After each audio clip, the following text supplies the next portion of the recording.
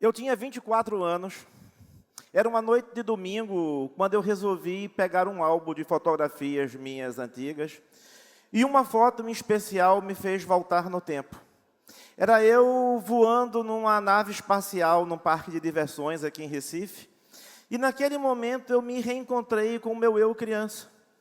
Eu fui um menino que sonhava conhecer o mundo.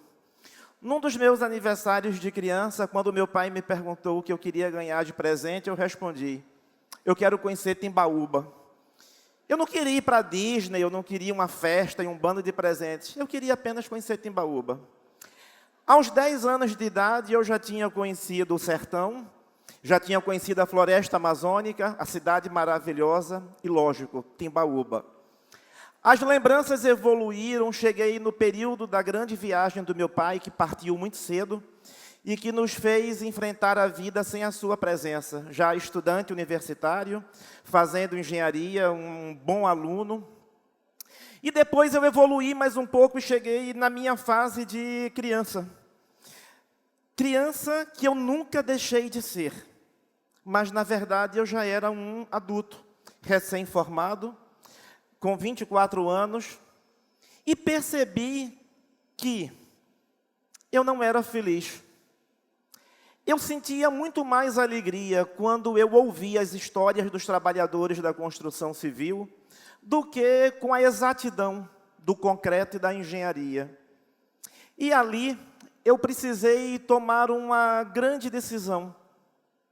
No dia seguinte eu cheguei no trabalho, entreguei minha carta de demissão e resolvi que eu precisava sair para ver. Mas sair para onde? Para qualquer lugar. Eu precisava sair para ver. O importante era eu me libertar. Não pensem que a liberdade é uma coisa fácil. Um escritor português chamado Afonso Cruz, ele diz que as lojas de pássaros são os locais construídos com mais restrições na vida. Nelas, tem gaiolas por todos os lados, inclusive dentro dos pássaros. É por isso que quando as portas se abrem, os canários olham para o outro lado, porque olhar para a liberdade é muito difícil. E naquele momento eu olhei e eu me libertei. E nessa libertação eu precisei fazer vários caminhos. Eu andei nos trens na Índia, andei nos caminhões no sertão, andei nos barcos, nos rios da Amazônia, andei nas balsas do Rio São Francisco, andei até quando eu não podia andar com meus próprios pés. E sempre que eu voltava dessas viagens e mostrava minhas fotos, as pessoas diziam: nossa, como suas fotos são diferentes. E eu dizia: são fotos do mundo real. O restaurante abençoado Happy Hour, a esquina da moda, que só vendia redes, o Fusca, árvore de Natal, a casa de taipa no sertão com 2 antenas parabólicas, uma placa em árabe que aparece um dos meus sobrenomes brasileiro, o Uber fluvial e a maravilhosa possibilidade de fretar esperança. Eu também trazia imagens que representavam o mundo visto a partir das pessoas. Famílias tradicionais marroquinas imersas na cultura globalizada. O doce e encantador olhar da filha da vendedora de farinha em Óbidos. O cuidado das mulheres ambulantes na Colômbia em proteger seus lindos cabelos negros contra a poeira das estradas que íamos pegar. Eram muitos olhares. Os pintados na Serra das Araras, nos grandes sertões veredas, e seus esforços magníficos em aprender a ler. E a doce jovem guardiã da loja Baby Fashion. Mas, muito mais do que imagens, eu trazia histórias de pessoas, não de reis e de rainhas, histórias de pessoas comuns. Certo dia eu estava numa rodoviária em Serra Talhada, e ao observar o carinho de um homem com seu monte de filhos, eu corri, fui numa lanchonete e comprei um bocado de pacote de biscoitos para poder servir de isca, e cheguei perto dele e perguntei se podia oferecer, e começamos a conversar. E ele me disse que estava indo para Marabá encontrar os outros filhos. Eu devo ter arregalado os olhos muito grandes e ele falou assim: tá vendo ela ali? É minha mulher, ela está grávida. Homem, entende uma coisa, minha mãe teve 20 filhos e hoje só tem eu vivo para dar amor e cuidar dela. Então a gente precisa ter muitos filhos para quando eles forem morrendo, pelo menos sobrar um para nos dar amor. Eu pensei em argumentar, mas eu pensei, não. Eu sou um ser externo. Eu estou de um lado que eu só consigo ver a dor. Ele está do lado que consegue ver o amor. Naquele momento, eu entendi o quanto é importante olharmos a vida por várias óticas. E aí eu saí do sertão e fui parar no Rajastão, na Índia, onde eu tive o carro que eu estava detido, e eu usava um colar de madeira que tinha um tatu pendurado. Caminhando no meio dos policiais, aquele tatu chama atenção, e o policial me chama para conversar. E eu expliquei para ele que aquele tatu tinha sido feito por um artesão no sertão do Piauí. E comecei a contar histórias do sertão para ele. E foram chegando outros policiais, e lembrei de um episódio muito engraçado, onde Dona Arlinda, aquela artesã, depois de comer, caiu na gargalhada. E eu perguntei: Dona Arlinda, por que é que tu tantos ri?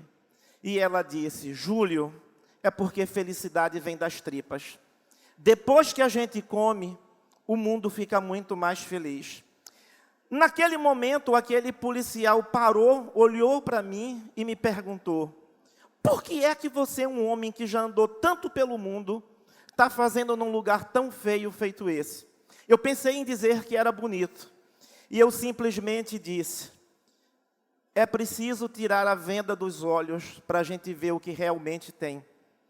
Eles param, olham para mim e dizem: deixa Júlio ir. Ele precisa ver mais e ter mais histórias para contar. E eu fui. E cheguei num seminário onde eu apresentava conceitos de desenvolvimento territorial. E um participante no auditório me perguntou: é verdade que na Índia, ainda hoje, existem marajás e dalits? É verdade que ainda tem tanta pobreza? E eu, do palco que eu estava, eu tinha essa vista. E eu falei: aqui não? Aqui não será que também temos marajás e dalits? Talvez. É preciso tirarmos a venda dos olhos para vermos o que realmente temos. E, quanto à questão da pobreza, eu te respondo contando uma outra história. Certa vez, eu estava num encontro, numa fundação, e uma pessoa, uma produtora, recebeu um pagamento. E ela separou os montinhos de dinheiro, e eu perguntei: para que são essa separação, Neide? Para que esses montinhos de dinheiro? Esse é para pagar o meu barraco, comprar o bujão de gás, pagar a luz, e esse eu vou me dar um presente. E eu, naquele momento, dei um abraço nela e não perguntei qual era o presente. E aí, pouco tempo depois, eu estou num self-service comum, popular, encontro a Neide lá, almoço com ela, no final eu puxo sua comanda e digo: Neide, tu és minha convidada. E ela disse: hoje não. Esse é o meu presente. E eu perguntei: qual é o teu presente, Neide? É pelo menos uma vez na vida eu poder escolher o que eu vou comer. Naquele momento eu disse para o homem, eu entendi o verdadeiro conceito de pobreza. Pobreza não é só não ter o que comer. Pobreza é também não ter o direito de escolhas. E aí, continuando no âmbito da pobreza e da riqueza, esse ano, alguns meses atrás, eu estava andando nas ruas em Rio Branco, no Acre, fui visitar uns projetos no Acre, e encontrei a Bissimane, uma índia caxinauá de 37 anos, mãe e pai de 7 filhos e uma neta. Em menos de 5 minutos de conversa, eu perguntei se podia ir na casa dela. Ao chegar lá, adentrei em sua casa, aonde o canto dos pássaros entrava pelas fendas das madeiras. As portas não existiam, eram cortinas de tecidos coloridos, restos de tecidos. Sentamos no fundo da casa, ela pega o seu tear manual, começa a produzir algumas peças, e eu muito preocupado com a sua situação financeira. Ela percebe e diz: ô Júlio, fica assim não. Eu ontem abri a minha despensa e vi que só tinha comida até hoje. Sabe o que eu fiz? Eu fui na frente da minha casa, abri a porta, estava um céu bonito, eu fiquei olhando para o céu azul, veio uma brisa, bateu em meu rosto, e eu pensei: que bom que eu tenho comida hoje. Amanhã, eu penso amanhã. E aí, o amanhã, que é hoje, você chegou, veio aqui, comprou uns produtos, e eu tenho comida de novo. Então, entende, Júlio, que está vendo esse teu short, essa tua sandália havaiana e esse teu relógio? Nada disso tem valor. O que tem valor, Júlio, não é o que a gente tem, é o que a gente deixa no caminho. Outra coisa, Júlio, nem tudo que vocês brancos acham que precisa ter, ou melhor, que vocês acham que a gente precisa ter, é o que realmente nós precisamos. Ali, mais do que nunca, eu me certifiquei de um pensamento que eu carrego ao longo da minha vida profissional. Nós não sabemos o que é melhor para os outros. É preciso ouvirmos o que os outros têm a dizer. Mas contando histórias da Índia e do Acre, que parecem ser histórias de lugares tão distantes, será que são realmente tão distantes? Será? Mas antes de sair da casa da Abissimane, o sol estava se pondo. E como numa mágica, como num namã, que é um sonho em seu dialeto, o Bari, que é o sol, trouxe luz ao meu caminhar.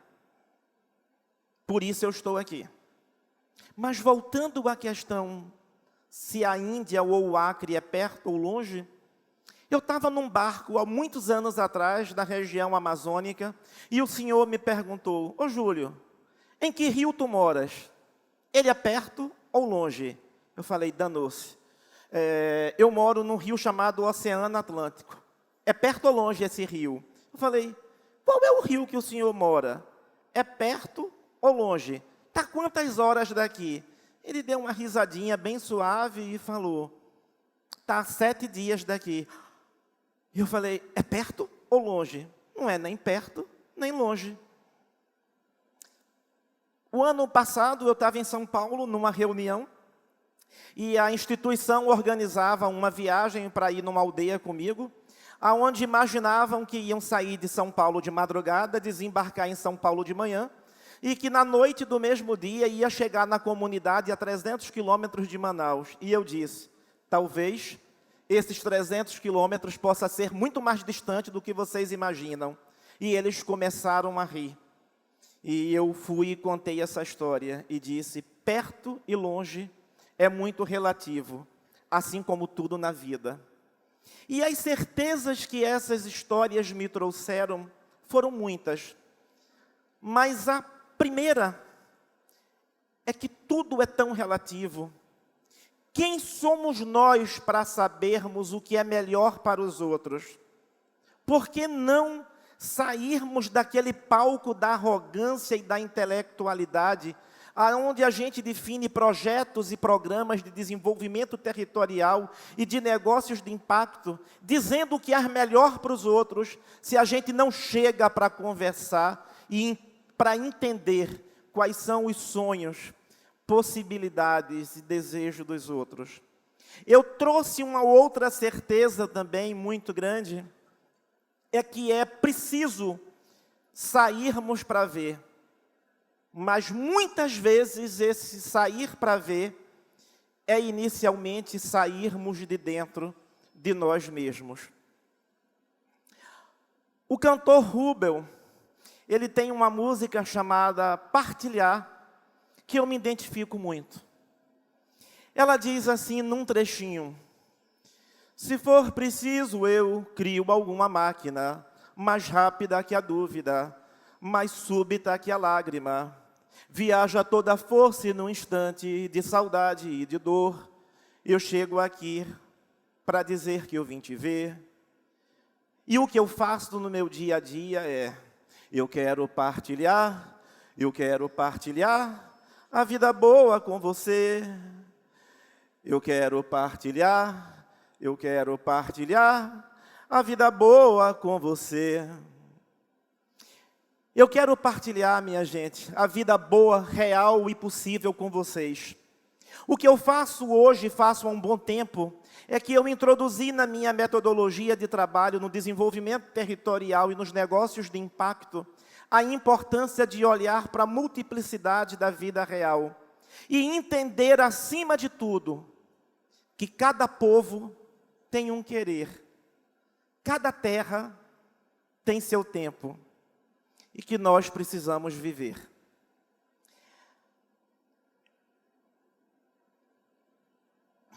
Hoje, acima de tudo, eu me reencontrei com aquela criança que um dia eu fui e que sonhava conhecer o mundo. Mas eu entendi que não era o mundo físico que eu queria conhecer, era o mundo real e possível das pessoas. E tudo que eu sou hoje, o pouco que eu sou hoje, mas que eu tenho muita honra de ser, é que aquele menino que um dia em que sonhou em conhecer o mundo, se tornou o facilitador de trocas. E tudo que eu tenho hoje, eu devo àquelas pessoas que um dia se permitiram trocar histórias comigo. A todos vocês que um dia se permitiram trocar histórias comigo, tenham certeza que hoje eu sou um pouco de cada um de vocês. Muito obrigado.